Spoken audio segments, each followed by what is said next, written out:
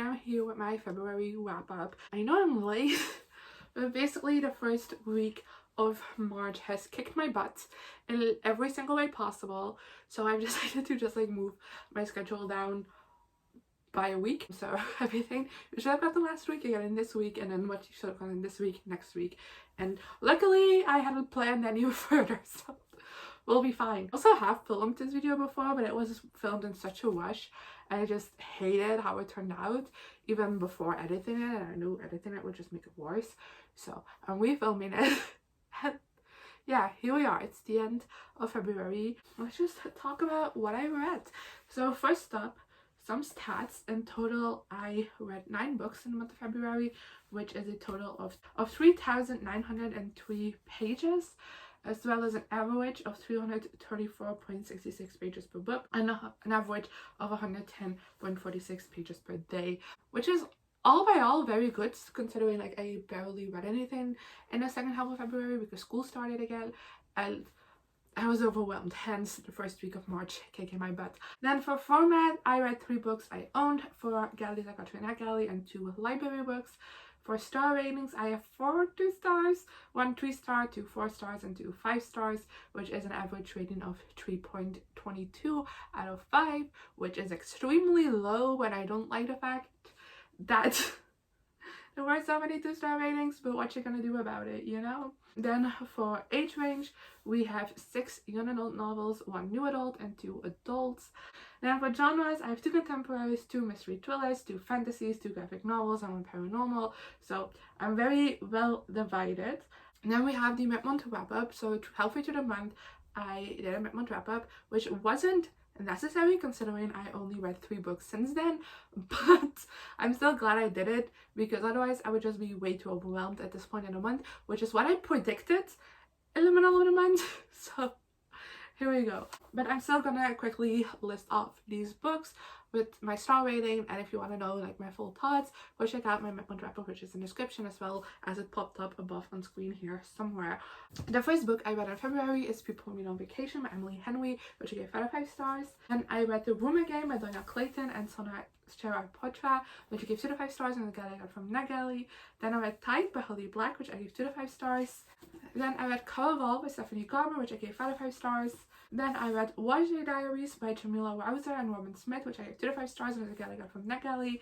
Then lastly we have Good Game Well Played by Rachel Smith and Catherine Lobo, which I gave 2 to 5 stars, and the gallery I got from NetGalley. So that after my mid-month wrap up, I first read The Hawthorne Legacy by Jennifer Lynn Barnes. This is the second book in the Inheritance Games trilogy, and I gave this 4 to 5 stars. I read the first book in January and really liked it, so I picked up the second book to give it a read and see where it's gonna go. Basically, the first book we follow Avery, who has who's poor and she's had a difficult life, and then one day she gets pulled out of school because apparently this random rich dude that has just passed away put her in a will, and she's expecting to like get something small. It's kind of like a charity case, but she ends up with basically everything that this guy ever had, which doesn't fall well with his family.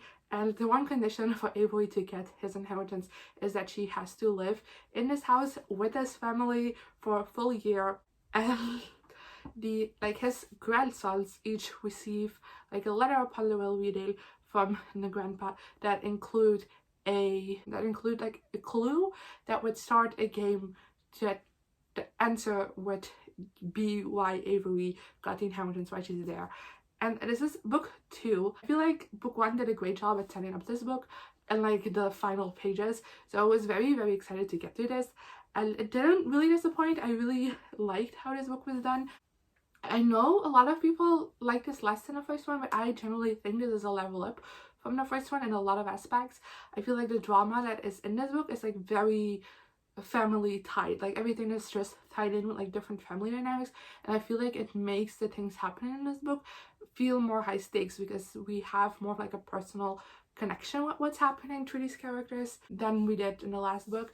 And I love a messy family, so of course this book really spoke to me. I also think our cast of characters just worked together really well. They had a lot of great team-up moments. I feel like in book one we mainly had like this race as though it's who can finish this game first, while in this one it really was like a group effort to solve the mystery, and I really like that. I feel like it gave me an opportunity to get to know some of the side characters better, and I really liked seeing all of like the different dynamics within the group.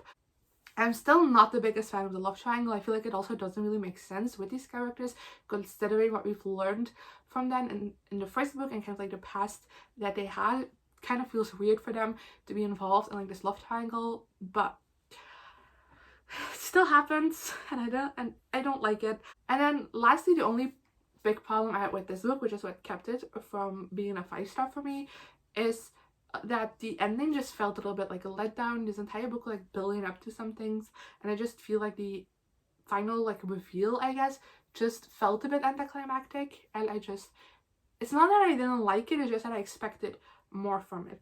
And then, like I said, the first book sets up this one so well in like its final pages, and this one didn't do that at all. And even reading the synopsis for the third book, I have no idea what's gonna happen in that one, like at all.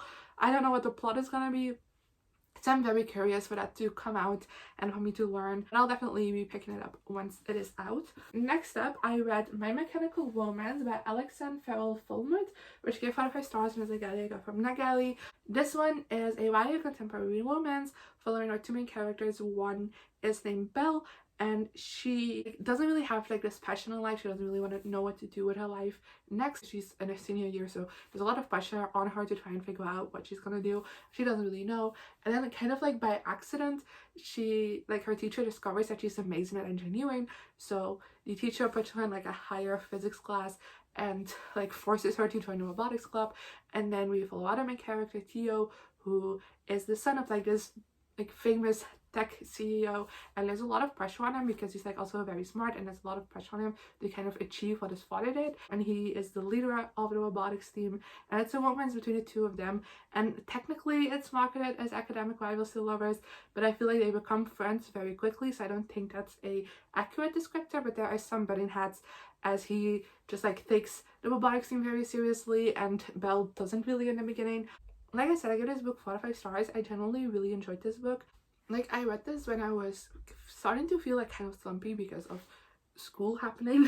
I just had a hard time being motivated to read, and then I got accepted for this one, and I'm like, just this title alone really sounded really cool to me, but like also the synopsis of it just sounded very intriguing to me. So I immediately started reading it, and like, it didn't let me go. I was absolutely obsessed with everything happening in this book. I flew through it, and I had such a great time reading, and generally it kept me from going into a full slump modus. I have to admit that, because I just had so much joy reading this book, but at the same time I also have some issues with it. So let's majorly like go over some points that I really like. I really like Belle and Theo. I thought they were amazing, great characters, and I really liked seeing their personal struggles alongside kind of like their romance and friendship developing. I thought that was really well done. I also really liked the aspect of the robotics team. I think just it was a great way to like show a group of characters and have them like interact a lot. It's group dynamic, that's really important, and just something I thought was really well done. And I also was interested in the robotics team part, which I wasn't really that expecting because that's not why I picked up this novel, but I really love those elements of this book. It's just that this book takes place like almost over the entire school year, but I feel there's so many time jumps within it, and I feel like with those time jumps we skip a lot of development that is important between both of these characters, and therefore the romance did feel a little bit insta-lovey to me, even though like it takes place over a long period of time. It just didn't feel like that to me, and that's kind of where my main issue lies with this book. And also on top of that, I just feel like this book tries to tackle a lot of messages, and I feel like in some it gets like overly preachy, and then in others it just doesn't really go in depth enough, and I feel like that could have been balanced a little bit more. Then we have already arrived at the last book I have for you today, and that's Layla by Colleen Hoover, which I gave 2 out of 5 stars, which also kind of feels painful to say because I read this in one sitting, like in under 24 hours, not in one sitting. So whilst being still like in a bit of a slumpy mood, this felt like an accomplishment, but was it 2 out of 5 stars to me. We follow leads in this book who meets Layla at this bed and breakfast at a wedding, and they immediately hit it off. Like, they fall in love basically immediately, and they spend like the next 2 months together, like constantly, and then Layla gets shot and she like has to like recover for a long time, and Leach just doesn't really feel like Layla has been the same person ever since the accident happened. And so to kind of like rescue their relationship, he takes her to the bed and breakfast where they initially met, but strange things start happening once that they arrive in this house. And basically the book starts with Leeds talking to like an investigator, basically trying to find out what's happening in his house, what the weird thing is. I read Hopeless and maybe someday by Colleen Hoover, like back when those were popular on BookTube.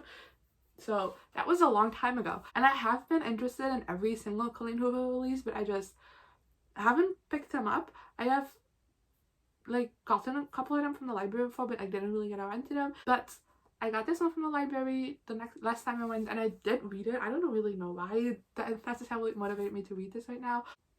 But I generally can say that I had a good time reading this book. Like, I flew through this book. Like I said, I read this in under 24 hours while I was still feeling a little bit slumpy. So that was a great accomplishment, because I think Colleen Hoover's writing is just like super addictive, and I didn't really want to put this book down. And there's also just some good elements to this.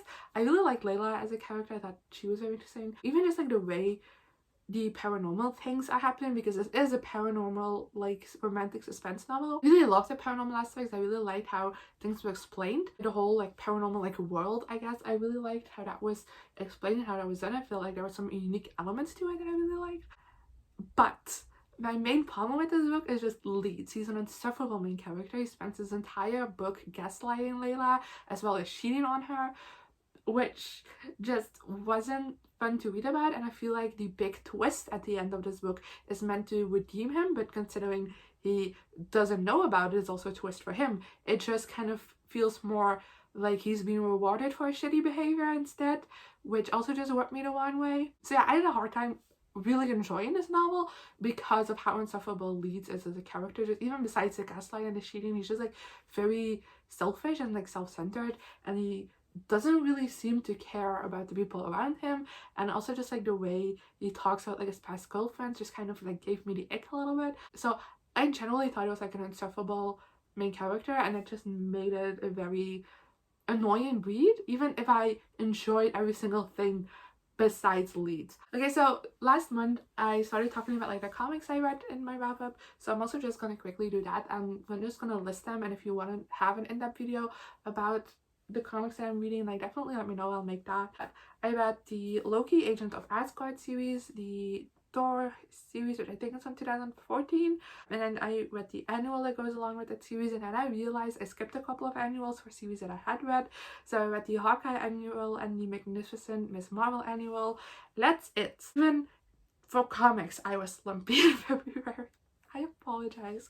But yeah, that's it for this month. I have plans for March. I just don't know how well those plans would go, but you'll see them. Definitely leave me in the comments below which types of books if you've read them, as well as your thoughts on the books you read in February, and I guess I'll see you guys next time. Good.